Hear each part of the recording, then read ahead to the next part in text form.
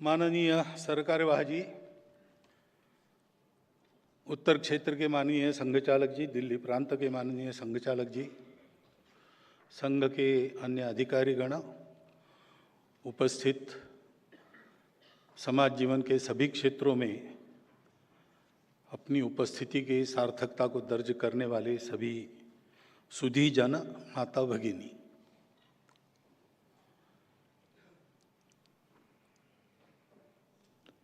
कल संघ की 100 साल का वर्णन मैं किया था, यात्रा का वर्णन किया था। किस प्रकार उपेक्षा और विरोध के वातावरण में संघ स्वयंसेवकों ने अपने निष्ठा के बलबूते स्वयं को दांव पर लगाकर संघ को इन सब कालखंडों से पार किया। और ये सारा करते समय कई कटु अनुभव आए, विरोध हुआ। ये सारा होने के बाद भी संपूर्ण समाज के लिए उनके हृदय में शुद्ध सात्विक प्रेम ही रहा, आज भी है। यही संघ है, शुद्ध सात्विक प्रेम अपने कार्य का आधार है। और इसलिए आज वो समय नहीं रहा, अनुकूलता है, समाज की मान्यता है, विरोध बहुत कम हो गया है और जो है उसकी भी धार भूतरी हो गई है, उसका परिणाम नहीं होता। परंतु इसमें भी स्वयंसेवक यही सोचता है कि अनुकूलता मिली है तो सुविधाभोगी नहीं होना है, अनुकूलता मिली है इसलिए आराम नहीं करना है। तो संपूर्ण हिंदू समाज को संगठित करने के अपने लक्ष्य को पाने तक सतत चलते रहना है। और चलते रहना है किस तरीके से, तो तरीका मैंने बताया, 4 शब्दों में उसका वर्णन भी होता है, मैत्री, करुणा, मुदिता, उपेक्षा। जो सज्जन लोग हैं उनसे मैत्री करना, जो हमारे प्रति सज्जनता नहीं बरतते उनकी उपेक्षा करना। कुछ अच्छा होता है, किसी ने भी किया हो, अपने विचार का समर्थक हो न हो, विरोधी भी हो, लेकिन अच्छा करता है तो आनंद जताना। और जो दुर्जन है, पाप होता है, कुछ होता है, तो दुर्जनों की करुणा करना, घृणा नहीं करना। इस प्रकार से ये काम चलता है। और ये काम करते समय, जैसा मैंने कहा, स्वयंसेवकों को मिलता कुछ नहीं, संघ में इंसेंटिव नहीं है, डिसइंसेंटिव्स बहुत सारे हैं। जब पूछते हैं लोग कि आपको क्या मिलेगा संघ में आके हमको क्या मिलेगा, तो मैं तो सीधा जवाब देता हूं, तुमको कुछ नहीं मिलेगा, तुम्हारे जो पास है वो भी चला जाएगा। हिम्मत है तो करो, हिम्मत वालों का काम है। लेकिन स्वयंसेवक कर रहे हैं, और इसलिए करते हैं कि ऐसी निस्वार्थ सेवा समाज की करने के कारण उनको जो जीवन में एक सार्थकता प्राप्त होती है, उसका उनको आनंद होता है। और हम जो कर रहे हैं वो सबके हित की बात है, ये अनुभव से वो जानते हैं, उनको तर्क से समझाना नहीं पड़ता है, करते समय उनको अनुभव आता है। और इसलिए आत्मनो मोक्षार्थम जगत हिताय च, अपनी जीवन की सार्थकता के लिए, मुक्ति के लिए और पूरी दुनिया के हित के लिए ऐसा हम काम कर रहे हैं, ये अनुभूति उनको और इस पथ पर सतत परिश्रमशील रहने के लिए प्रेरित करती है। क्योंकि ध्येय के लिए सब स्वयंसेवक है, शुद्ध सात्विक प्रेम का संबंध है, लेकिन वो मोह का संबंध नहीं है, ये व्यक्तिगत प्रेम नहीं है, एक ध्येय के पथिक है। और ध्येय बहुत भव्य है। हमारे पुराने कार्यकर्ता थे दादाराव परमार्थ, अब नहीं रहे। उनको अंग्रेजी में ही बोलने की आदत पड़ी, पहले से दक्षिण भारत में काम किया तो उनकी मातृभाषा मराठी थी, हिंदी भी अच्छा जानते थे, लेकिन शुरू होते थे और 2 लाइनों के बाद अंग्रेजी शुरू होता था। तो उन्होंने एक बार संघ के कार्य का वर्णन एक लाइन में ऐसे किया कि RSS is evolution of life mission of Hindu nation. स्वयंसेवक जानता है, हिंदू राष्ट्र के जीवन कार्य का विकास हम कर रहे हैं अपने राष्ट्र में। So what is the life mission of Hindu nation? तो हमारा हिंदुस्तान जो है उसका प्रयोजन ही है विश्व कल्याण। जैसा मैंने कहा, राष्ट्र नेशन नहीं, हमारे यहाँ नेशन स्टेट होता है। हमारा स्टेट के बावजूद बना राष्ट्र है, क्योंकि जैसा मैंने कहा कि विकास के क्रम में खोजते खोजते दुनिया ने अंदर खोजना बंद कर दिया, भारत ने चालू रखा। बहुत प्राचीन समय की बात है, हिस्ट्री के पहले है। और खोजते खोजते उनको अंदर एक तत्व मिल गया जो सबको जोड़ता है, सब स्तरों पर जोड़ने वाला चौथा तत्व। शरीर मन बुद्धि सब जानते हैं, लेकिन उनको जोड़ने वाला क्या है? व्यक्ति है, समूह है, सृष्टि है। व्यक्ति है, मानवता है, सृष्टि है। जोड़ने वाला क्या है? वो चौथा तत्व। वो हमारे ऋषि मुनि पूर्वजों को मिल गया और उसके जरिए उनको एक तो पता चला कि वास्तविक और शाश्वत सुख इससे मिलेगा, उपभोग से नहीं मिलेगा। उपभोग इंद्रिया करती है, देह नश्वर है, वो समाप्त हो जाता है। और दुनिया अगर चलनी है तो सब लोग अगर उपभोग के पीछे लगे तो स्पर्धा होती है, आपस में झगड़े होते हैं, दुनिया नष्ट होने की नौबत आती है, जैसा हम आज देख रहे हैं। और इसलिए इन उपभोगों पर, बाहरी सुख के दौड़ पर संयम लगाकर हम लोग अंदर खोजे तो अंदर अपने को शाश्वत, कभी फीके न पड़ने वाले सुख का उगम मिल जाएगा, स्रोत मिल जाएगा। उसको पाना ये मनुष्य जीवन का परम लक्ष्य है। और इससे सब लोग सुखी होंगे, सब लोग समन्वय के साथ बाकी सबके साथ रह सकेंगे। दुनिया के कलह समाप्त होंगे, दुनिया में शांति और सुख रहेगा। और दूसरी बात उस तत्व ने सिखाई कि दिखते सब अलग अलग है, लेकिन सब एक है। एक है यानी सब अपने हैं। तो हिंदुत्व क्या है, हिंदूनेस क्या है, हिंदू की विचारधारा क्या है, सारांश अगर एक कहना है तो दो शब्द है, सत्य और प्रेम, अपनापन। दुनिया अपनेपन से चलती है, सौदे पर नहीं चलती, कॉन्ट्रैक्ट पर नहीं चलती, चल नहीं सकती। उस अपनेपन को सिखाना सारी दुनिया को, ये उन्होंने तय किया। अब ये करना है तो इक्के दुक्के का काम नहीं, उसके लिए एक फुल फ्लेज्ड एपरेटस चाहिए, एक पूरा राष्ट्र इसमें लगना चाहिए। इसलिए उनकी तपस्या से अपने राष्ट्र का निर्माण हुआ, ऐसा वेदों में वर्णन है।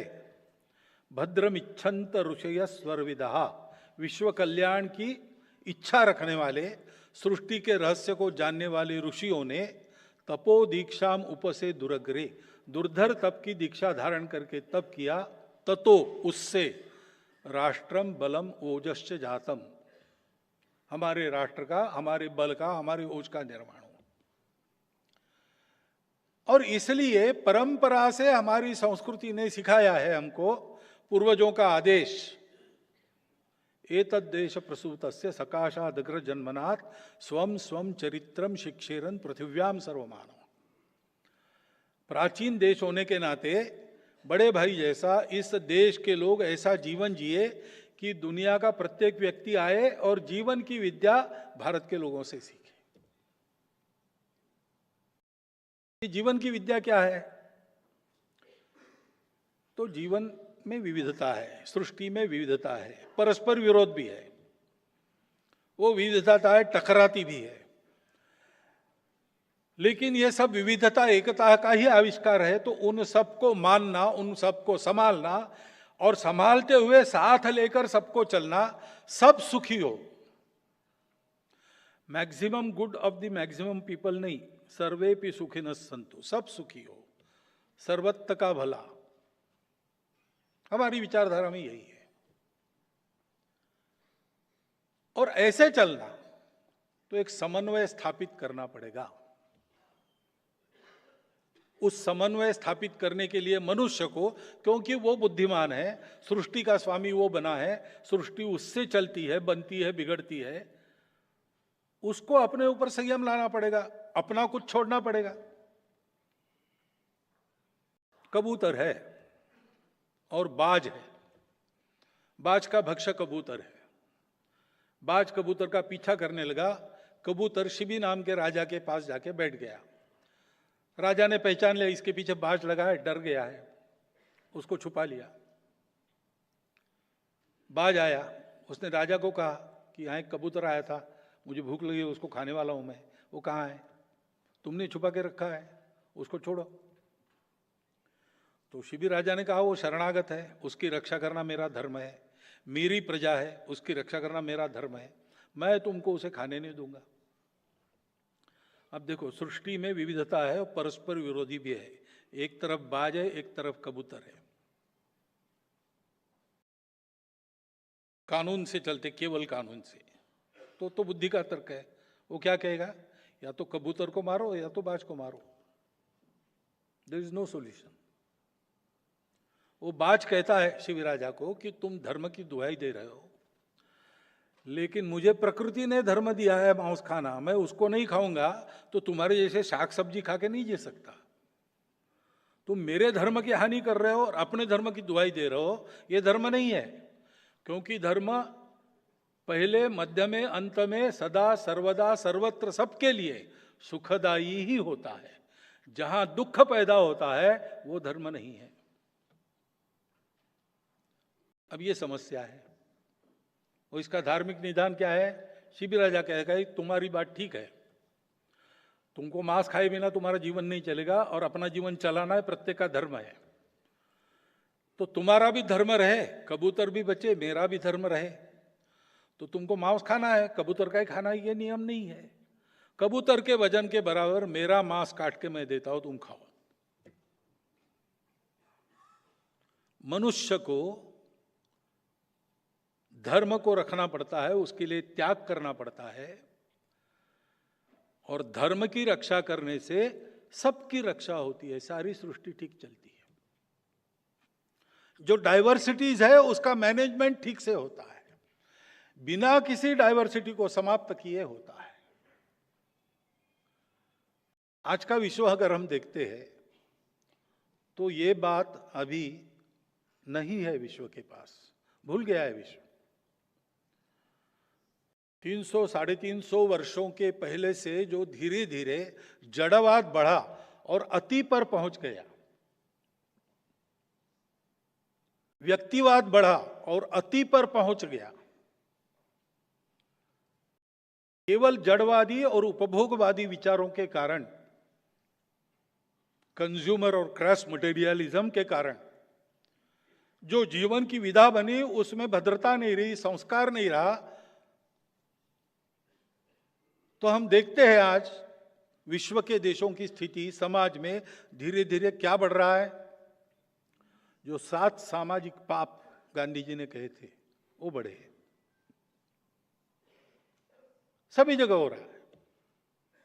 Wealth without work, pleasure without conscience, knowledge without character, commerce without morality, science without humanity, religion without sacrifice, और politics without principles. Mahatma ji ने कहे हैं ये 7 सामाजिक पाप है। ये पाप सर्वत्र बढ़ रहा है। उपाय क्या है? अगर उपभोग ही जीवन का लक्ष्य है और अगर जड़ दुनिया में सत्य कुछ नहीं है, ये नष्ट होगा, बाद में किसने देखा है, तो फिर जीवन का कुछ अर्थ ही नहीं रहता। क्योंकि जन्मे हम अपनी इच्छा से नहीं है और मरेंगे कैसे हमको पता नहीं है। इन 2 पॉइंट्स के बीच में जीना है और खूब उपभोग करना है, तो जैसे भी जीना है जी लो। किसी को गला काट के किसी के पेट पर पैर देके भी जी लो, उतना ही करना है ना। मृत्यु के बाद कुछ पता नहीं है। तो जंगल का राज होगा दुनिया में, और होता है, ये हमने देखा है। अपना उपभोग ही प्रमुख है, बाकी लोगों का क्या होगा इसकी चिंता मत करो। इसलिए विकास अमर्याद होता है तो पर्यावरण की खराबी होती है। ये जो सारी समस्या आज दुनिया में दिखती है, दुनिया में कलह दिखता है। पहले महायुद्ध के बाद लीग ऑफ नेशंस बनी, दूसरा महायुद्ध फिर भी हुआ, यूनो बनी, तीसरा महायुद्ध सीधा वैसे नहीं होगा, लेकिन नहीं चल रहा है आज, ऐसा हम नहीं कह सकते। दुनिया में अशांति है, कलह है, कट्टरपन बढ़ गया है।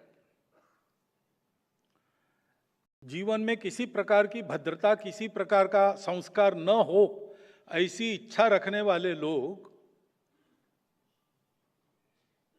वो इस कट्टरता का प्रचार करते हैं। हमारे मत के विरोधी जो बोलेगा उसको हम कैंसल कर देंगे। ये जो नए शब्द आए ना, वोकिज्म वगैरह वगैरह, ये बहुत बड़ा संकट है, सब देशों पर है, अगली पीढ़ी पर है। सब देशों के अभिभावक लोग चिंतित है, बड़े लोग चिंतित है।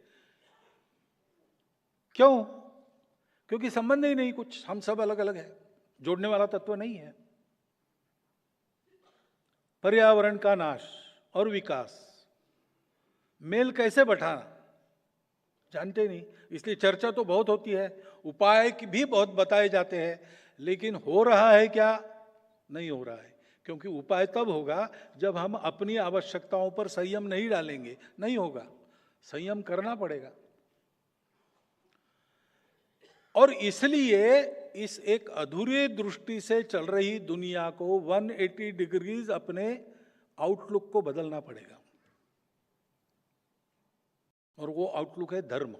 धर्म यानी रिलीजन नहीं, पूजा पाती, खान पान वगैरह, इन सब से परे धर्म है। मोक्ष के तरफ ले जाने वाले रास्ता यानी रिलीजन है।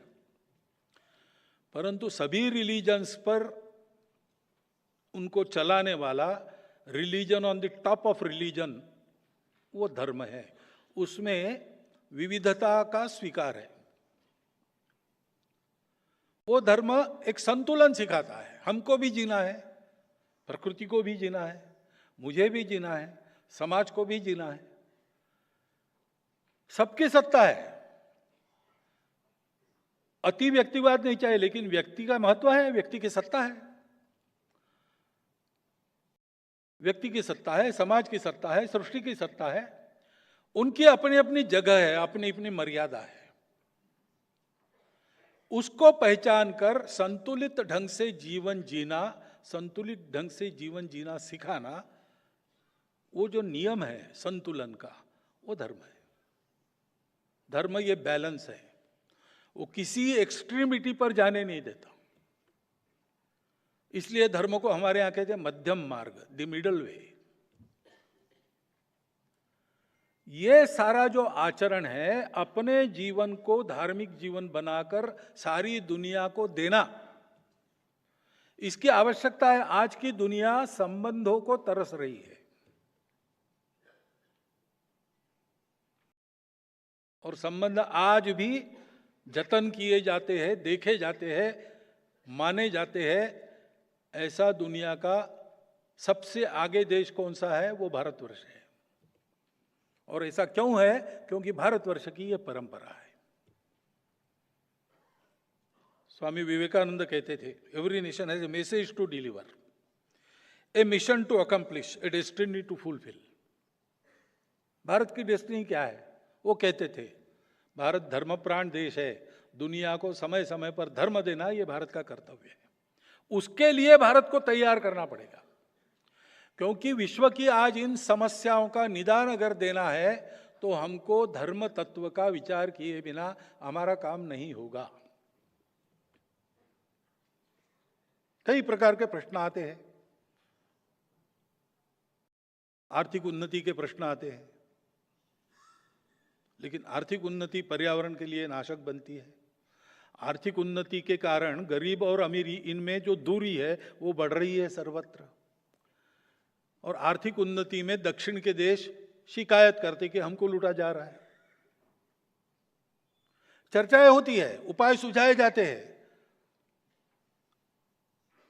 कुछ लीपापोती के जैसे उपाय हो भी जाते हैं, परंतु समस्याएं गई नहीं है। इसकी चर्चा बहुत हो रही, इन सब बातों की, शांति की चर्चा हो रही, पर्यावरण की चर्चा हो रही, उदारता की चर्चा हो रही, उपाय भी बहुत सुझाए जा रहे हैं, अच्छे अच्छे लोगों ने इसमें काम किया है, परंतु result is far away and going far away. क्योंकि प्रामाणिकता से इसको सोचकर इसके लिए आवश्यक संयम त्याग जीवन में लाना, इसके लिए आवश्यक संतुलित विचार अपने बुद्धि का बनाना, ये काम करना पड़ेगा। उसके लिए धर्म दृष्टि को जानना पड़ेगा। ये धर्म, ये यूनिवर्सल है।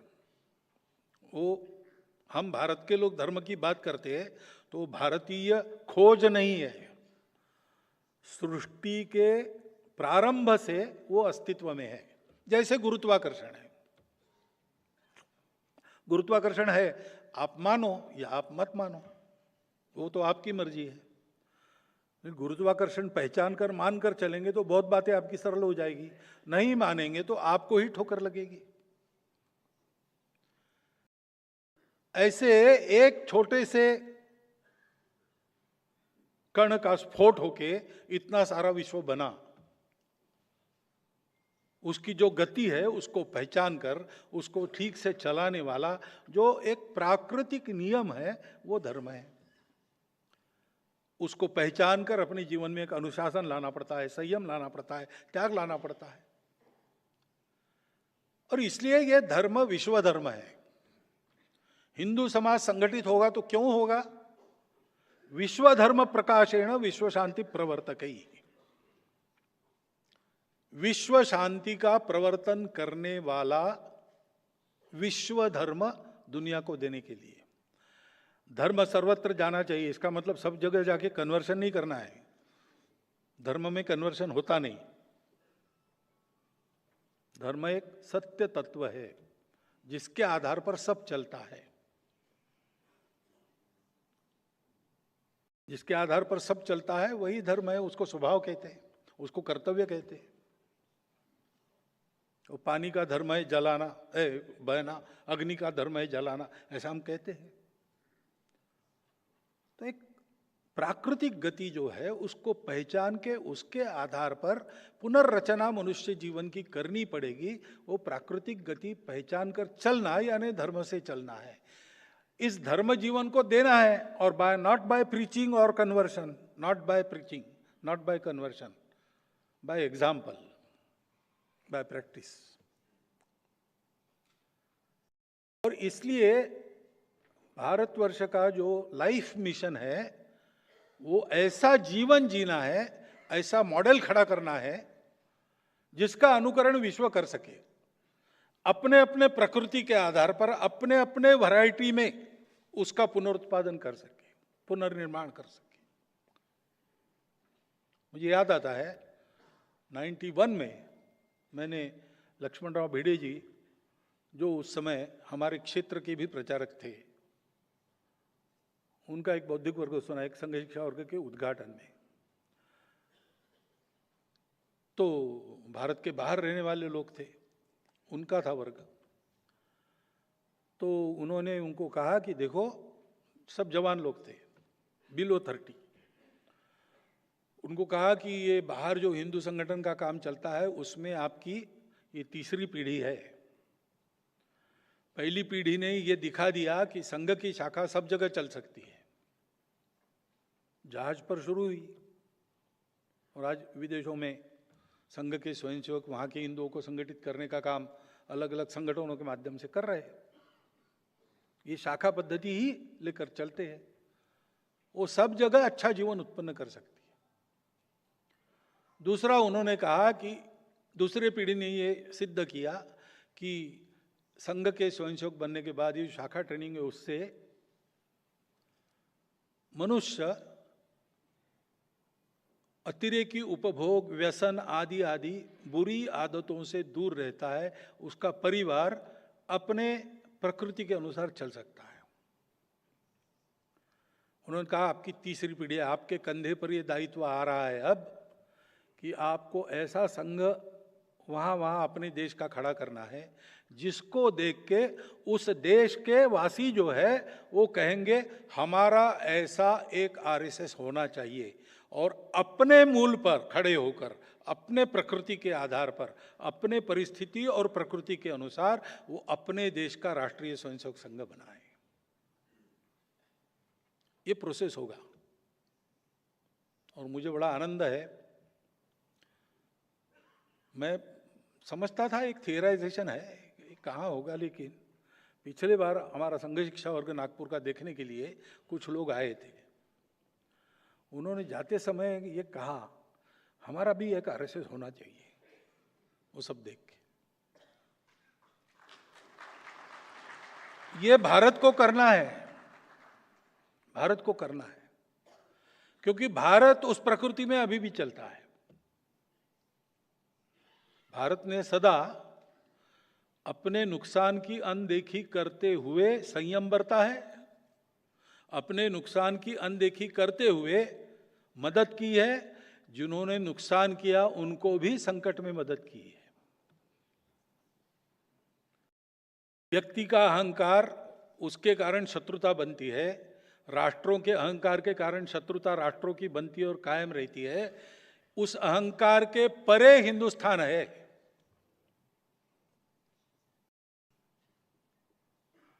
लेकिन व्यक्ति जीवन से लेकर तो पर्यावरण तक सारी बातों में कैसा रास्ता हो, ये दिखाने के लिए भारत के समाज को अपना उदाहरण पेश करना पड़ेगा। अब ये बात 40 साल पहले भी हमारे द्वितीय सरसंघ चालक पूजनीय गुरु जी, उनके भाषणों में कई बार आई है। रज्जू भैया सरसंघ चालक थे, उसके बाद उन्होंने सुदर्शन जी को सरसंघ चालक बनाया। उसके पहले 1-2 प्रतिनिधि सभा पहले उनका प्रतिनिधि सभा में उन्होंने कहा था कि अब हमको विश्व की बात करनी चाहिए। तो विचार तो पहले से था, परंतु ये विचार बोलने में तो था हमारे, लेकिन हम कहते किसी को, आज जो मैं बोल रहा हूं वो उस समय अगर मैं बोलता, एक तो बुलाने से आप आते नहीं, क्योंकि हमारी वो स्थिति नहीं थी, और आकर भी आप सुनते नहीं। अगर सुनते तो कहते कि ये कुछ सपना देख रहे, ये होने वाला है नहीं। भारत की भी वैसी स्थिति नहीं थी, आज है। आज भारत की वैसी स्थिति है, आज संघ की ऐसी स्थिति है। जो मैंने कहा अनुकूलता है, क्यों है? सारा समाज मानता है, विचार को मानता होगा, नहीं मानता होगा, परंतु हमारी साख को मानता है, उसका विश्वास है। और इसलिए हम कुछ बात कहते हैं तो समाज सुनता है, और इसलिए 100 साल पूरे हो रहे हैं। आगे का पड़ाव क्या है? तो आगे का ये पड़ाव रहेगा हमारा कि जो हम संघ में कर रहे हैं वो सारे समाज में हो। चरित्र निर्माण का काम, देशभक्ति जगाने का काम, और सारे समाज में हो नहीं रहा ऐसा नहीं है, करने वाले लोग हैं। यही काम अन्य अन्य पद्धति से करने वाले लोग हैं, व्यक्तिशाह करने वाले लोग हैं, संगठन भी है। उत्तम चारित्र संपन्न जीवन निर्माण करना अपने उदाहरण से, ऐसा जीवन जीने वाले व्यक्ति है।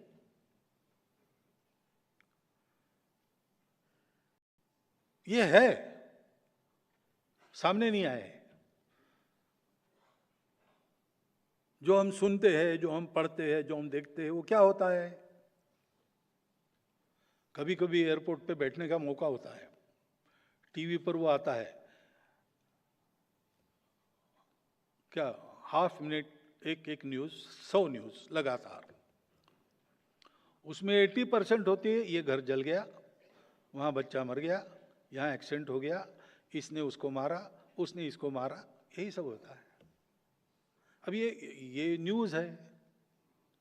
कुत्ता आदमी को काटे तो न्यूज़ नहीं है, आदमी काटे तो न्यूज़ है। तो न्यूज़ वही आती है।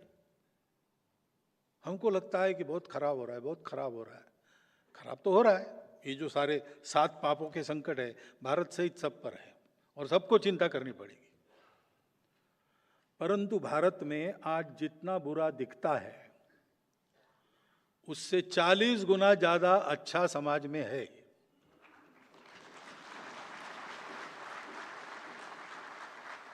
कोई केवल मीडिया रिपोर्ट के आधार पर भारत का मूल्यांकन करेगा तो वो गलत ही होगा। ये हम प्रत्यक्ष जानते हैं, मिलते हैं हमको लोग जो अपना कुछ बिना लाभ के सेवा कर रहे हैं, गरीब लोग सेवा कर रहे हैं। अरे भाई, तुम्हारे अपने खाने के लाले ये क्यों करता है तू? पूछा मैंने एक को, प्राइमरी टीचर था, नौकरी छोड़ दी। उसकी पत्नी नौकरी करके घर चलाती थी और ये क्या करता था, रास्ते पर कोई अनाथ मिला, किसी भी आयु का हो, उसको घर में लेके आता था और वो अच्छा बन जाए अथवा वो समाप्त हो जाए तब तक उसकी सेवा करता था। हमने उनको पूछा कि आप तो लोअर इकोनॉमिक ग्रुप में हो, आय की दृष्टि से कैसे चलता? और 40 लोग उसके घर में पड़े थे उस दिन। तो क्यों करते हो? तो बोले मुझे अच्छा लगता है, मुझे समाधान मिलता है। ऐसे बहुत लोग हैं भारत में। धर्म का व्याख्यान मैं यहां दे रहा हूं, लेकिन धर्म को जीने वाले गांव गांव में मिलेंगे आपको, शहरों की झुग्गी झोपड़ियों में भी मिलेंगे। ये सारा जो भारत का बल है, जो आज बिखरा है लेकिन सक्रिय है, उसको एक पूरक रचना में बांधना है। और इसलिए क्या होना चाहिए 100 साल के बाद? अब जो मैं कहूंगा वो तो पहले संघ में अप्रूव होना पड़ेगा। वो संघ की प्रतिनिधि सभा तय करती है, मैं तय नहीं करता हूं। लेकिन उनके सामने क्या है ये मैं बता सकता हूं, उनके विचार में क्या है। ये अगर हमको करना है तो हमको समाज के कोने कोने में पहुंचना पड़ेगा। कोई व्यक्ति, कोई कुटुंब अनटचड न रहे, ऐसा हमारे कार्य का विस्तार हमको करना पड़ेगा। भौगोलिक दृष्टि से सब तरफ, एक एक गांव में, एक एक गली मोहल्ले में, एक एक घर तक, समाज के सब वर्गों में और समाज के सब स्तरों में, गरीबी रेखा के नीचे वालों से लेकर तो अमीरी रेखा के ऊपर वालों तक, और अपने समाज की इतनी विविधताएं, जाति पंथ संप्रदाय सबकी, उन सब तक ये विस्तार द्रुत गति से करना, जल्दी से जल्दी संपूर्ण समाज में समाज को संगठित करने वाला संघ का उपकरण शाखा पहुंच जाए। वो शाखाएं अपने अपने बस्ती की, अपने अपने गांव की संभाल करे। इस दृष्टि से ऐसा एक संगठन का जाल जल्दी से जल्दी उत्पन्न करना, ये पहली बात रहेगी। उसी के भरोसे सब होगा। और ये जो सज्जन शक्ति बिखरी पड़ी है, समाज के सब वर्गों में है, सब स्तरों में है, उनको संपर्कित करना। हम उनसे संपर्क करेंगे और उनका आपस में संपर्क भी बनाएंगे, ताकि वो लोग करें काम, अपना अपना काम करें, अपने अपने रीति से करें। कोई संघ में आकर ही उनको करना चाहिए ऐसा नहीं है। केवल नेटवर्किंग रखे, उनको पता रहे कि और भी लोग हैं, और भी लोग हैं। ये पता रहने से और उत्साह बढ़ता है, आदमी काम करता है। और इन सब का करना परस्पर पूरक हो जाए। बाधक तो होता ही नहीं, अच्छा ही काम करते सब लोग, लेकिन कॉन्शियसली एक कॉम्प्लीमेंटेशन उनका हो जाए, उनमें कोऑर्डिनेशन आ जाए, ताकि सब लोग मिलकर समाज के परिवर्तन के काम में अग्रसर हो जाए। दूसरी बात है कि ये होना है तो इतना बड़ा समाज है, इतनी सारी विविधताएं हैं, और जैसा मैंने कहा कि सृष्टि की विविधताएं परस्पर विरोधी भी होती है, किसी कारण टकराव भी पैदा होते हैं।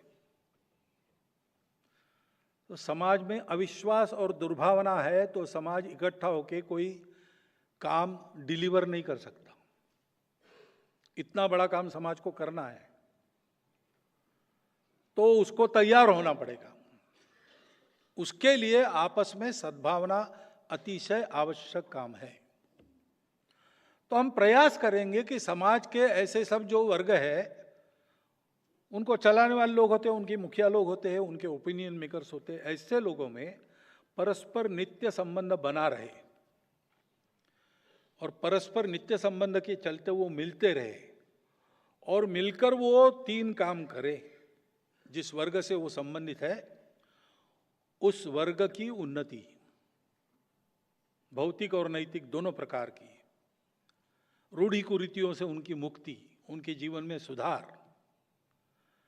उसके साथ साथ उनको ये एहसास हो सबको, अपने वर्ग के लोगों को, कि हमारा एक वर्ग है समाज का, हमारी एक विशिष्टता है, लेकिन उसके बावजूद हम इस पूरे समाज के अंग है, पार्ट एंड पार्सल।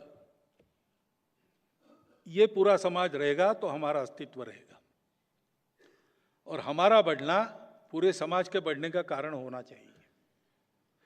ये एक समझदारी उनकी बने, ये पहला विषय है। दूसरा विषय है कि ऐसे सब वर्गों के लोग मिलकर जब बात करेंगे तो सोचेंगे कि जिस भौगोलिक कार्यक्षेत्र में हम हैं उस कार्यक्षेत्र में अगर कोई अभाव है और अगर कोई समस्या है तो उस समस्या का निरसन और अभाव की पूर्ति हम अपने बलबूते कितनी कैसी कर सकते हैं, उसको तय करना और अगले मिलने के पहले उसको पूरा करना। तो जो पहली बात कही मैंने कि हम पूरे समाज के अंग है, ये भाव और पक्का होगा, वो अनुभूत बात हो जाएंगी। और तीसरी बात है कि हम सब लोग मिलते हैं आपस में, हम वर्गों में कोई दुर्बल वर्ग अगर है तो उसके लिए हम सब मिलकर अगली बैठक के पहले क्या करेंगे, क्या आवश्यक है, वो हम हमारे बलबूते कितना और कैसा कर सकते, वो तय करके उसको पूरा करना। ये एक समाज के स्वभाव में आ जाए, वो एक सहज स्वाभाविक प्रक्रिया बन जाए, इसका प्रयास हम लोग करेंगे।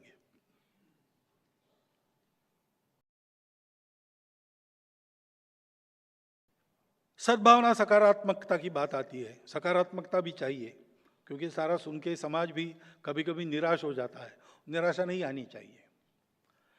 इन दोनों बातों को जब सोचते हैं तो और एक विषय आता है कि अपने देश में, अपने समाज के इतने सारे परंपरा से ही वर्ग है और बाहर से भी वर्ग आए हैं, विशेषकर रिलीजियस वर्ग है। तो बाहर से विचारधाराएं आई, आक्रमण के नाते आई, लेकिन किसी कारण उनको स्वीकार जिन्होंने किया वो तो यहीं के है और आज है, यहीं है। तो विचारधारा भरे रहे विदेशी, क्योंकि हिंदू विचार तो वसुधैव कुटुंबकम वाला होता है, हर रास्ते को अच्छा मानता है। बोलने की बात नहीं है, संतों ने साधना करके दिखा दिया। रामकृष्ण परमहंस ने और इस्लाम की, ईसाइयत की भी साधना की और कह दिया कि वो भी वहीं पहुंचते हैं, जो तो मत तो पथ। तो समाज का सामान्य स्वभाव ऐसे विचार करने का है। लेकिन जो दूरियां बनी है वो दूरियां पाटने के लिए दोनों ओर से कुछ करने की आवश्यकता है। वो होने के लिए कुछ संवाद बने, परस्पर दर्द समझ ले, परस्पर के प्रति दूरी, विश्वास, दूरी बनी है, अविश्वास जो है उसको पाट कर निशंक होकर सब लोग एक देश के, एक समाज के, एक राष्ट्र के अंग के नाते अपनी विविधताओं के बावजूद समान पूर्वजों के वंशज, समान संस्कृति की विरासतदार बनकर आगे बढ़े। ये तो सद्भावना और सकारात्मकता के लिए अत्यंत आवश्यक बात है। उसमें भी हम संभल संभल के, सोच समझ के एक एक कदम आगे बढ़ाने की बात कर रहे हैं। ये सब संशोधकों के विचार में है। और अभी मैंने इतना दिया कि धर्म दृष्टि लेके ऐसा विकास होगा, वैसा, तो भाई होगा, ये थियरी ठीक है, उदाहरण दिखा दो। तो हम जो बोल रहे हैं उसके आधार पर हमको चिंतन करना पड़ेगा बहुत, क्योंकि ये दृष्टि तो एक जनरल ठीक है, उसको अब अप्लाई करना है तो परिस्थितियां क्या है, समय क्या है, देशकाल परिस्थिति के अनुसार क्या बदलना है, क्या नहीं बदलना है, ये सब सोच के आज के परिस्थिति में, आज के समाज में ये कैसे हो सकता है, इसके उदाहरण खड़े करने पड़ेंगे। ये अपने देश को भी करना पड़ेगा राष्ट्रीय स्तर पर, क्योंकि अगर विश्व को ये रास्ता मिलना है तो एक पूरा देश इन तत्वों के आधार पर कैसे चल सकता है। इन मूल्यों को कायम रख के उसका देशकाल परिस्थिति अनुरूप प्रतिमान क्या होगा, अर्थनीति की बात आती है। हम कहते हैं कि हमारी अर्थनीति तो विकेंद्रित उत्पादन वाली होगी, एबंडेंट उत्पादन वाली होगी, मास प्रोडक्शन नहीं, प्रोडक्शन बाय मासेस होगा, लेस एनर्जी कंजम्पशन, पर्यावरण के लिए हितकारी होगी, रोजगार देने वाली होगी, मानवीय होगी, तकनीकी भी होगी तो मानवीय होगी। होगी ठीक है, लेकिन अभी बताओ, तो इसके प्रतिमान खड़े करने में स्वयंसेवक लगे हैं पहले से। पूरे देश के लिए कैसा हो सकता है, इसका पहले चिंतन होना चाहिए। उस चिंतन में केवल संघ वाले रहे ऐसा नहीं है, बहुत सारे आर्थिक दृष्टि से प्रवीण लोग हैं, जानने वाले लोग हैं, अलग अलग मत होते ही है, इश्यूज पर मत हमेशा अलग अलग होते हैं। मूल्यों, इन मूल्यों के बारे में किसी का मतभेद नहीं रहता है, लेकिन इसका एप्लीकेशन कैसा करे, इसके 1000 तरीके हो सकते हैं, 1000 मत हो सकते हैं। उन सब ने बैठकर इसकी चर्चा चलाकर एक प्रतिमान खड़ा करना जो व्यावहारिक है और जो एक रास्ता दिखाएगा। ये राष्ट्रीय स्तर पर भी होने की बात है, स्थानीय स्तर पर भी होने की बात है। छोटे छोटे स्थानीय प्रतिमान खड़े करने में तो अब स्वयंसेवक आगे बढ़े हैं, यश है। केवल स्वयंसेवक नहीं, और भी लोगों ने ऐसे प्रतिमान खड़े किए हैं। उन सब से नेटवर्किंग करना, एक्सचेंज करना, ये सब चल रहा है। परंतु इन सब के एक सुसूत्रता के आधार पर पूरे देश का ऐसा चिंतन बनाना, एक प्रतिमान प्रस्तुत करना, इसकी आवश्यकता है। इस दिशा में हमको आगे बढ़ना पड़ेगा, हम लोग आगे बढ़ेंगे। फिर ये हम बोल रहे हैं, लेकिन ये बात समझ में तब आएगी, क्योंकि अपरिचित आदमी बोलता है तो लोग सोचते हैं बोल तो ठीक रहा है, इसके अंदर क्या है। और अपरिचित आदमी बोलता है तो परिचय तो होता है, जैसे मंच से मेरा परिचय हुआ। अब उन्होंने जो बताया वो आपको पता है, लेकिन मैं कैसा हूं ये आपको अभी पता नहीं है। वो आप मिलेंगे, 10 बार मिलेंगे, इस स्थिति में क्या किया, ऐसा सब देखेंगे तब आपको पता चलेगा कई सालों के बाद। तो बताया जाता है, लेकिन बताया जो जाता है उसका विचार हो जिनको सुनाते हैं उनसे, इसके लिए भी एक संबंधों की स्थिति आवश्यक है। तो इस विचार के आधार पर सर्वत्र संपर्क होना पड़ेगा, और सबसे पहले पड़ोसी देशों में होना पड़ेगा। भारत के अधिकांश पड़ोसी देश पहले कभी भारत ही थे, लोग वही है, ज्योग्राफी वही है, नदियां वही है, जंगल वही है, सब कुछ वही है, बस नक्शे पर रेखाएं खींची गई। तो पहला तो कर्तव्य बनता है कि ये जो अपने ही है वो अपनत्व की भावना से जुड़ जाए। देश रहेंगे अलग अलग, पहले भी थे, लेकिन जो विरासत में मूल्य मिले हैं उनके आधार पर इन सब की प्रगति हो, इन सब की प्रगति हो, इसमें भारत का अवदान हो, कुछ योगदान हो। सबसे बड़ा भारत है, और इसलिए उनको जोड़ना, उनके यहाँ ध्यान देना, वहाँ शांति रहे, वहाँ स्थिरता रहे, वहाँ विकास हो, वहाँ का पर्यावरण ठीक रहे, वहाँ लोगों में संस्कार हो। पंथ संप्रदाय अलग अलग होंगे, परंतु संस्कार के बारे में किसका मतभेद है क्या? ऐसा बिल्कुल नहीं है। इसके लिए हम प्रयास करते हैं तो सभी जाति वर्ग के, सभी पंथ संप्रदायों को लोग इसमें सहमत है, ये सब हो। इस दृष्टि से, जिसको आज की भाषा में आउटरीच कहते हैं, हम कहते हैं संपर्क, जीवंत संपर्क, मनुष्यों का मनुष्यों से मिलना, हृदय से हृदय की बात करना, man to man contact, heart to heart talk, यह शुरू होना चाहिए। उसमें से जो विकसित होगा, उस वातावरण के चलते ये संबंध परस्पर पूरक बनेंगे, अच्छे बनेंगे, विश्व के लिए उपकारक बनेंगे। इस दृष्टि से हम क्या कर सकते हैं, ये भी स्वयंसेवकों के मन में चलता है।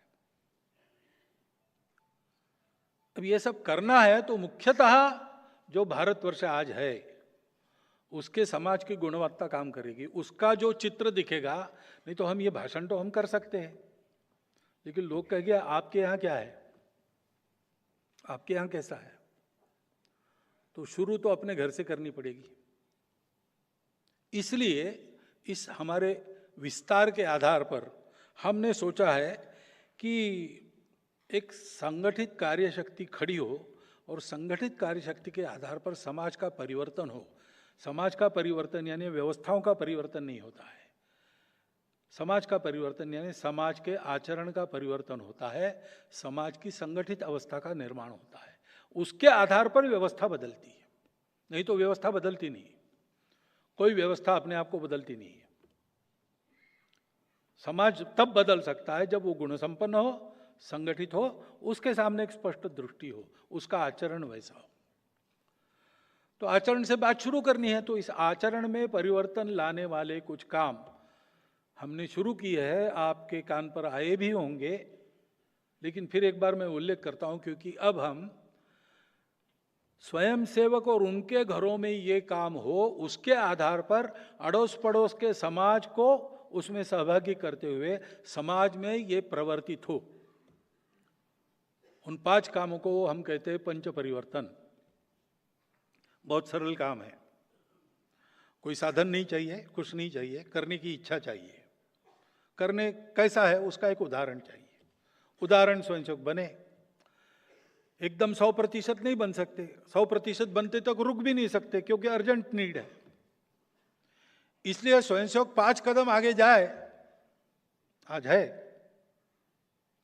और समाज को हम साथ में बुलाए। इसका एक फायदा है, स्वयंसेवक 10,000 कदम आगे जाकर समाज को बुलाएंगे, समाज आएगा नहीं, हमारे बस की बात नहीं कहेगा। लेकिन 5 कदम आ गया तो आसानी से आता है। ऐसे ये 5 काम है, आपको पता है, जो सामाजिक पापों की बात है, संस्कारहीनता के कारण, संबंधों के अज्ञानता के कारण जो होती है, उसको ठीक करने के लिए कुटुंब प्रबोधन। बच्चे, विशेषकर नई पीढ़ी पढ़ी लिखी, उसका माइंडसेट इंडिविजुअलिस्टिक बनते चला जा रहा है। उसका मोबाइल क्या कर रहा है, वो मोबाइल में देखने के लिए परमिशन लेनी पड़ती है आजकल, ऐसा है। सब प्राइवेट रहता है, वो क्या कर रहा है वो बताता नहीं। हम पूछेंगे तो लिमिटेड बताता है, ज्यादा पूछेंगे तो उसको लगता है कि ये टायरनी है। जो उसको फीड किया गया है वैसा कर रहा है। अब ये संबंधहीनता की ओर जाने वाला रास्ता है, जिसके दुष्परिणाम हम देख रहे सर्वत्र। उसको ठीक करना है तो बचपन से अपने परिवार में उसको इसका ज्ञान होना चाहिए। और इसलिए परिवार के सब लोगों ने सप्ताह में एक बार बैठना, निश्चित समय पर घर पर रहना, श्रद्धानुसार भजन करना, घर में बनाया हुआ भोजन मीन मेघ निकाले बिना करना, और उसके बाद 3-4 घंटा गपशप करना। डिक्टेशन कुछ नहीं देना, गपशप करना।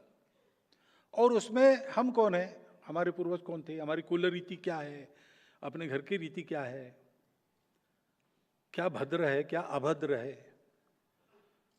ये जो चलता आया है, उसमें आज के समय में क्या क्या टिक सकता है, क्या क्या हो सकता है, क्या क्या आवश्यक है, जो बदलना चाहिए वो क्या है, इसके आधार पर अपने घर में आज कैसा है उसको कैसा होना चाहिए, इसकी कुछ सहमति बनी तो उतनी बात को लागू करना। हर हफ्ते बैठना, सबने बैठना, दूध पीता बच्चा भी है, उसको कुछ समझ में नहीं आएगा, लेकिन वो वहां रहे। श्रवण संस्कार भी एक होता है। माता पिता में ध्यान नहीं रखना कि जो अपने को चाहिए वो होना है तो पहले खुद को वैसा बनना पड़ेगा। बच्चे इस चर्चा में प्रश्न पूछेंगे, उत्तर देने के लिए अपनी तैयारी चाहिए, लेकिन बैठना गपशप करना। दूसरी बात, अपना देश, अपना राष्ट्र हमारा सबका मिलकर एक स्वत्व है, उसका परिचय, हमारे पूर्वजों के आदर्श क्या थे, ये जो सारी दृष्टि है वो तो हमारी परंपरा की दृष्टि है। उसका काल सुसंगत विवरण, इतिहास आदि बताना, अच्छी कहानियां बताना।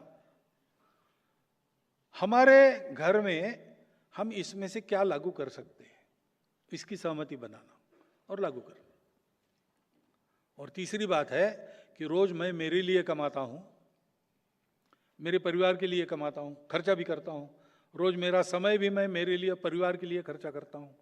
मैं और मेरा परिवार जिसके कारण है, उस अपने राष्ट्र के लिए, समाज के लिए, धर्म के लिए हम क्या करते हैं? रोज छोटे छोटे काम है, बच्चे भी कर सकते हैं ऐसे काम है।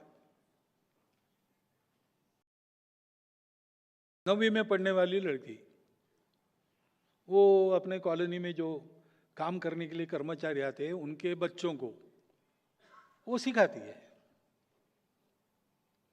छोटा बच्चा भी कर सकता है। घर में एक पौधा लगाना, उसकी चिंता करना छोटा बच्चा भी कर सकता है। सोचना क्या क्या हो सकता है, कौन क्या कर सकता है, कौन कितना समय देता है समाज के लिए, ये चर्चा करना और चर्चा में से सहमति बनाना, सहमति लागू करना। जब ऐसे काम बच्चे करने लगेंगे तो अपने आप उनको संबंधों का महत्व ध्यान में आएगा, भाषण से नहीं आएगा। अनुभूति देनी पड़ेगी, अनुभूति देनी पड़ेगी। कभी जाते हैं घूमने के लिए तो जैसे सिंगापुर जाते हैं, पेरिस जाते हैं, वैसे कभी ले जाओ, कुंभलगढ़ में ले जाओ, कारगिल की सीमा दिखा के लाओ। अपने शहर में कोई झुग्गी झोपड़ी है, वहां लोग रहते, कैसे रहते, दिखा के लाओ।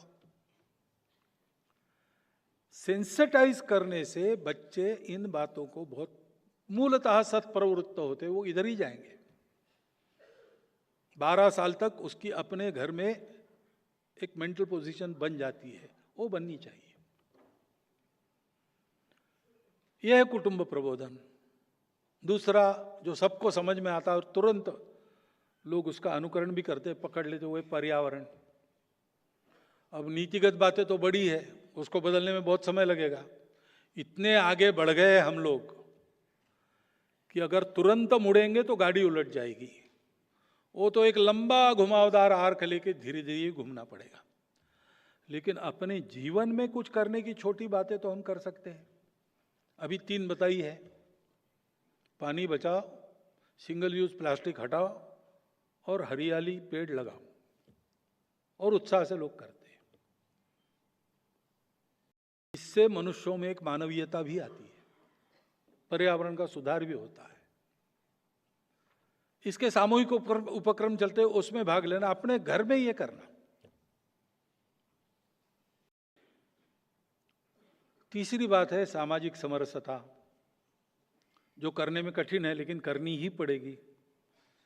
समानता, समता की बात करना तो आसान है, लेकिन ये विषमता कहाँ है? व्यवस्थाएं विषमता वाली क्यों बन जाती है? मनुष्य बनाता है। ये विषमता मनुष्य के मन में है। मुझे किसी मनुष्य को देखकर या उसका नाम सुनकर अच्छा ये जाति होगी ऐसा लगता है, ये गड़बड़ है। मनुष्य को देखकर मैं एक मनुष्य को देख रहा हूं ऐसा मुझे नहीं लगता, मैं एक जाति वाले को देख रहा हूं ऐसा मुझे लगता है। क्लास 1 है कि क्लास 4 है ऐसा मुझे लगता है। इसको मन से जाना चाहिए तो इसके लिए कुछ व्यवहार करना पड़ेगा। और इसलिए जिस इलाके में हम रहते हैं, हमारा संचार है, जाना आना है, उठना बैठना है, कार्यालय हो, अपना ऑफिस हो, अपनी बस्ती हो, वहां जितने प्रकार के लोग रहते हैं, हम तो पूरे समाज को एक ही मानते हैं, लेकिन लोग उसमें प्रकार मानते हैं, जात पात मानते हैं, सब बातें मानते हैं, जातिगत विषमता की समस्या है। सब प्रकार के लोगों में अपने मित्र होने चाहिए व्यक्तिगत, और उनके कुटुंबों में अपने कुटुंब की मित्रता होनी चाहिए। उनका घर में आना जाना, उठना बैठना, पर्व त्योहारों पर सुख दुख में सहभागी होना, जैसे मित्रों का चलता है वैसे हमारा और हमारे परिवार का सब प्रकार के परिवारों में, सब प्रकार के लोगों में होना चाहिए। आज शुरू करो, 3-4 साल में पूरा बन जाएगा, लेकिन शुरू करना पड़ेगा, सबको करना पड़ेगा। और जहां अपना एक ऐसा समूह बन जाता है, उसकी साख है, वो कहेगा तो बातें होती है, वहां पर मंदिर पानी स्मशान में कोई भेद नहीं होना चाहिए, वो सबके लिए है। मंदिर मंदिर के भक्तों के लिए है, भक्त किस जात का है वगैरह नहीं पूछा जाता। पानी पानी सब मनुष्यों के लिए है, उसमें भेद नहीं होता। मरने के बाद भी स्मशान में भेद क्यों होना चाहिए? ये करना अपने गांव में, अपनी बस्ती में। और चौथी बात है कि आत्मनिर्भरता सब बातों की कुंजी है, विकास भी करना है, तो हर बात में अपना देश आत्मनिर्भर होना चाहिए, अपने घर से शुरू करना। जब ये स्वदेशी की बात करते हैं तो लगता है कि विदेशों से संबंध नहीं रहेंगे, व्यापार, ऐसा नहीं है। आत्मनिर्भर होना यानी बाकी लोगों को बंद करना नहीं है, आत्मनिर्भर होना है, लेकिन दुनिया परस्पर निर्भरता पर चलती है, कुटुंब भी परस्पर निर्भरता पर चलता है, और इसलिए अंतर्राष्ट्रीय व्यापार तो चलेगा और उसमें लेन देन होगी, बस इसमें दबाव नहीं होना चाहिए, स्वेच्छा होनी चाहिए। और इसलिए स्वदेशी का पालन करना यानी क्या है, जो घर में बनता है वो बाहर से नहीं लाना। गर्मी के दिनों में आप अच्छा नींबू की शिकंजी बनाकर खा सकते हो, मैं पी सकते हो, कोका कोला और क्यों लाना, या स्प्राइट भी, बाहर का पेय क्यों लाना, अपने घर का लाना। पिज्जा वगैरह के घर में बहुत अच्छा भोजन मिलता है, पोषक भोजन मिलता है, उसके अच्छे परिणाम स्वास्थ्य पर होते हैं, सारे डॉक्टर लोग जानते हैं और बताते भी है। लेकिन बार बार, हाँ एक आध बार गए मजा करने के लिए पिज्जा खाया, चल सकता है, उतना उसमें लचीलापन रखना चाहिए, लेकिन हर इतवार को बाहर जाके खाना क्यों खाना, ऐसा नहीं करना है। ऐसी कुछ बातें, और जो अपने गांव में होता है बाहर से लाने से अपने गांव के रोजगार को मार पड़ती है। अपने गांव का खरीदो, अपने राज्य में कार्य बनती है वहीं से खरीदो, सस्ती मिलती है इसलिए बाहर के राज्य से क्यों खरीदते हो। हरियाणा से सस्ता पेट्रोल ऐसा बोर्ड मिलता है कभी कभी, अरे भाई हम जहां के हैं वहां का खरीदो, क्योंकि उस पर पेट चलता है। ऐसे ही अपने देश में जो बनता है वो बाहर से लाने की जरूरत नहीं है, जीवन आवश्यक है और अपने देश में नहीं बनता, बाहर से लेंगे। देश की नीति में स्वेच्छा से अंतर्राष्ट्रीय व्यवहार होना चाहिए, दबाव में नहीं जाना चाहिए। यह स्वदेशी है, क्या लेना, कितना लेना, बाहर से इन्वेस्टमेंट लाना नहीं लाना, ये इश्यूज है, उस समय के प्रश्न है, परंतु तत्व ये होना चाहिए, ये स्वदेशी है। और दूसरी भाषा बात है, अपने घर के चौखट के अंदर अपनी भाषा चाहिए, अपनी वेशभूषा चाहिए, स्वभाषा स्वभूषा, भाषा भूषा भजन भोजन, अपने घर के अंदर अपना चाहिए, अपनी परंपरा का चाहिए। भ्रमण और भवन भी, अपना भवन अपनी परंपरा से होना चाहिए। बहुत अच्छा घर बनाया और पूजा घर नहीं बनाया तो हिंदू परंपरा का घर नहीं होगा। पूजा घर रहता है, अच्छे स्थान पर रहता है। पूजा घर बनाने को कहा तो कर रहे, तो सीढ़ी के नीचे तो त्रिकोण एक आता है ना, उसमें बना दिया। ऐसा नहीं करना। ठीक से भाषा भूषा भजन भवन भ्रमण भोजन। भ्रमण यानी वही मैंने कहा कि कुंभलगढ़ लेके जाओ लोगों को, जाओ पेरिस सिंगापुर भी देखो, दुनिया देखनी चाहिए, लेकिन कुंभलगढ़ भी देखो और झुग्गी झोपड़ी भी देखो। अपने लोग हैं वहां रहने वाले, अपने बंधु हैं। कल हो सकता है उसमें से एक आधा अरबपति बने और अपने सामने बड़ी बिल्डिंग बनाए। इस अपनत्व के साथ अपने घर के चौखट के अंदर अपना व्यवहार करना। ठीक है, फुल पैंट में रहना पड़ता है, पाश्चात्य वेश में रहना पड़ता है, कोई विरोध नहीं। वैसे देखा जाए तो अपना वेश पराया वेश नहीं होता, जो विधिवत कन्वीनियंट है वो पहनना। परंतु हमको धोती पहनने आती ही नहीं, ऐसा नहीं होना चाहिए। हमारे देश के आबोहवा के अनुसार हमारी ये परंपरागत वेश बने हैं, कम से कम पर्व त्योहारों पर उसको पहनना चाहिए। ये स्वबोध है। अपना हस्ताक्षर हम कर नहीं सकते अपनी भाषा में, छोटी बात है, बदल दो। अगर अंग्रेजी में करते हो तो अपनी भाषा में करो, जहां आवश्यक है वहां अपनी भाषा के शब्द प्रयोग करो। ये वृत्ति है। स्व का बोध होने से जो आदमी बनता है, स्व के आधार पर ही प्रगति होती है। ये चौथा है। और पांचवा है, हर हालत में संविधान नियम कानून इसका पालन करके चलना। कोई भड़काऊ बात हो गई, कानून हाथ में नहीं लेना। उसने हमको चिढ़ाया, उसने हमारा अपमान किया, उसने हमारे श्रद्धा को गाली दी, इसलिए हम उसको, ये नहीं, ये है ना तो ये गुनाह है, गुनाह है, पुलिस में जाओ। पुलिस कुछ करे इसके लिए थोड़ा सा छोटा सा आंदोलन करना पड़े, करो। तरीके हैं, ये सारे विरोध करने के तरीके हैं। अपवाद केवल एक है, अभी सामने प्राण पर ही संकट है, कुछ किया नहीं तो मारा ही देगा, तब तो आत्मसंरक्षण का अधिकार सबको है। परंतु ऐसा बहुत कम बार होता है। ऐसा एकाध मौका एकाधे की जिंदगी में आता है, तब की बात होती है। लेकिन सामान्य रूप से कुछ भी प्रोवोकेशन हुआ कि तुरंत टायर जलाओ, पत्थर फेंको, ये नहीं होना चाहिए। हाथ में कानून लेके बात नहीं करनी चाहिए। इसका लाभ लेते हैं उपद्रवकारी लोग, इसका लाभ लेते हैं, हमको तोड़ने में इसका उपयोग करते हैं। वो प्रोवोक नहीं होना और गैर कानूनी आचरण नहीं करना, अपने बिल समय पर भरना, लाइसेंस आदि एक्सपायर होने के पहले रिन्यू करना, ये सब अपने देश के लिए करने के काम है। दैनंदिन जीवन में देशभक्ति क्या होती है? एक जमाना था तब देश के लिए फांसी झूलना पड़ता था, तो हंसते हंसते फांसी गए अपने पूर्वज।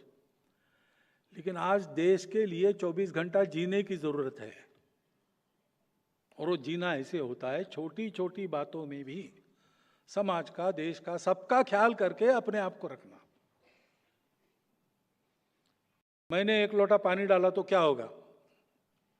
अकाल पड़ा तो राजा ने कहा कि शिवजी का अभिषेक करो दूध से, सब लोग एक एक लोटा दूध लेके आओ। तो एक चतुर आदमी था, उसने सोचा सब लोग दूध डालेंगे, मैं एक लोटा पानी डालूंगा, किसको समझ में आएगा? तो गया, देखता है तो सब पानी ही है वहां, क्योंकि सभी लोग अक्लमंद थे। ऐसे विचार नहीं करना है। मेरे से शुरू होगा, मेरे घर से शुरू होगा, समाज में जाएगा, समाज में जाएगा तो भारत में आएगा, भारत दिखेगा तो फिर दुनिया देखेगी, तो फिर हमारी इन बातों में कुछ दम है ऐसा उनको लगेगा। इस दिशा में समाज को अग्रसर करने का काम करना हमारे संघ ने ये करना चाहिए, हम इसको करेंगे। इस प्रकार की चर्चा स्वयंसेवकों में चल रही है।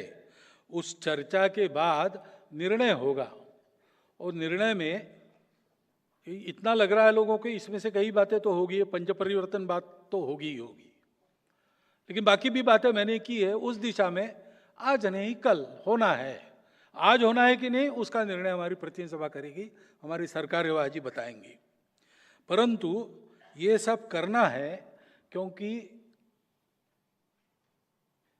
भारत बने, हम रहे या ना रहे, भारत ये रहना चाहिए। ये मेरे लिए भी रहना चाहिए, आपके लिए भी रहना चाहिए, ये भारत के अपने लिए भी चलना, ये दुनिया के लिए भी रहना चाहिए, क्योंकि इस धर्म को देने वाला दूसरा नहीं है, हमको देना पड़ेगा। ये हमारा काम है, अहंकार नहीं इसमें करना। हम कोई तिस्मार खा है सारी दुनिया को छड़ी लेके सिखाएंगे, ये विश्व गुरु पद नहीं है। विश्व गुरु पद है अत्यंत विनम्रता से जाना, अपने आचरण से सिखाना। एक बंगाली कविता में कहा है, हिंदू कीर्ति सिंधु मथित अमृत भांडा हाथे, बाहिरे विश्व तव वीर सूत तुम्हारे आशीष मांगे। हे भारत माता, तुम्हारी कीर्ति से मथित ये पात्र लेकर बाहर विश्व में तुम्हारे जो लोग हैं, तुम्हारे जो पुत्र है, वो तुमको आशीर्वाद मांग रहे। तादेर मुखेर मधुमय बानी सुने थेमे जाए शोभानानी। उनकी मधुर वाचा सुनकर विश्व के कलह समाप्त हो रहे। से महादिनेर महा इतिहास चित्त भोरिया, ऐसा इतिहास जिस दिन बनेगा उसको चित्त भर के श्रवण करो। भारत का ये विश्व में समय समय पर अवदान होना, ये ईश्वरीय योजना है। उसके लायक हम सबको बनना है, अपने देश को बनाना है। और राष्ट्रीय स्वयंसेवक संघ इसीलिए है the evolution of life mission of Hindu nation. और इसलिए ये किसी का है और किसी का नहीं, ऐसा नहीं है, सबका है। मतांतर अनेक होते हैं, पार्टियां अनेक होती है, स्वार्थ अलग अलग होते हैं। इन सब से परे जाकर केवल और केवल देश का तेरा वैभव अमर रहे मां, हम दिन चार रहे न रहे, इस प्रकार का विचार करके अपनी सारी योजना करके संपूर्ण समाज को ही संघ बनाने का ये काम है। संघ को ये अहंकार नहीं है, संघ को ये चाहिए भी नहीं कि कल क्रेडिट बुक में लिखा जाए कि ये संघ के कारण हुआ। संघ चाहता है कि इस देश के समाज ने एक ऐसी छलांग लगाई, ऐसी छलांग दिखाई, जिसके चलते भारत का कायापलट तो हुआ ही, संपूर्ण विश्व में एक सुख शांतिपूर्ण नई दुनिया खड़ी हो गई। ये करने के लिए संघ का काम है। इसको आप संघ के अंदर आके देख सकते, जो मैं बोल रहा हूं वो सारा वहां है। कभी भी बताकर बिना बताए संघ के घरों में जाइए, शाखा में जाइए, संघ के कार्यक्रमों में रहिए, आपको ये सारी बातें वहां बीज रूप में या धीरे धीरे विकसित होते हुए मिलेगी। मैं ये जो सब बता रहा हूं संघ का प्रचार करने के लिए नहीं बता रहा हूं, मैं ये सब बता रहा हूं संघ क्या है आपको बता रहा हूं। ये फैक्ट्स है। आप जो भी सोचेंगे संघ के बारे में वो फैक्ट्स पर आधारित होना चाहिए। कन्विंस आप हो, ये मेरा आग्रह नहीं। ये सब सुनकर आप विपरीत मत भी बना सकते, लेकिन सरसंघ चालक ने ये जो बताया या संघ में हमने जो जाके देखा उसके आधार पर हम ये कर रहे, ऐसा कहने की आपको मोहलत होनी चाहिए। इसलिए ये आपने सुना है, या रुकिए नहीं, समय समय पर एकदम सब लोग आएंगे तो हमारे पास जगह नहीं है। बारी बारी आप सब लोग आके संघ को अंदर से देखिए, संघ को समझिए, और अगर ये बात आपको ठीक लगती है, जो मैंने बताई वहाँ मिलती है, तो अपने व्यक्तिगत जीवन से लेकर तो सारे विश्व के जीवन को संभालने वाला, विश्व धर्म विकसित करने के इस काम में भारत को तैयार करने वाला ये अभियान, उसके आप सहयोगी कार्यकर्ता बनिए। इतनी एक बात आपके सामने अनुरोध के रूप में रखता हूँ। 2 दिन लंबे भाषण आपने मेरी सुन ली है, इसलिए आपका धन्यवाद करता हूँ। और कल आपसे प्रश्नों को आमंत्रित करता हूँ। इतने सारे प्रश्न आएंगे तो उसको थोड़ा बनाना पड़ेगा, छूटेगा कुछ नहीं, विषय सब आएंगे, लेकिन प्रश्न कंडेंस्ड हो गए। इतनी एक बात बताता हूँ और मेरे 4 शब्द समाप्त करता हूँ।